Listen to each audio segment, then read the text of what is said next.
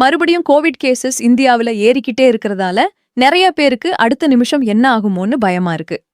இப்போ இந்தியா முழுக்க 257 active cases register ஆகியிருக்கு. 2019ல இதே மாதிரி கோவிட் கேசஸ் குறைவா இருந்தப்ப யாருமே கவலைப்படல. நாளாக ஆக எல்லாமே கைமீறி போச்சு.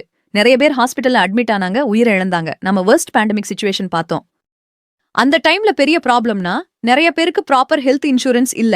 சில பேருக்கு குறைஞ்ச கவரேஜ், இன்னும் சிலருக்கு ஹெல்த் இன்சூரன்ஸே இல்லாததால அவங்க ரொம்ப சஃபர் பண்ணாங்க.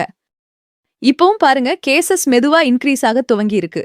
இது எந்த லெவலுக்கு போகும்னு யாருக்கும் தெரியாது. உங்ககிட்ட நல்ல ஹெல்த் இன்சூரன்ஸ் இல்லைன்னா உடனே சரியான ஹெல்த் இன்சூரன்ஸ் எடுத்து உங்க ஃபேமிலியை ப்ரொடெக்ட் பண்ணிக்கோங்க.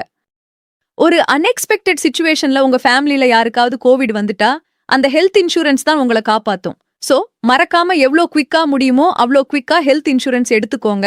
எந்த ஹெல்த் இன்சூரன்ஸ் சரின்னு தெரியலனா எங்களுக்கு டிஎம் பண்ணுங்க. எங்க டீம் உங்களுக்கு ஹெல்ப் பண்ண ரெடியா இருக்காங்க.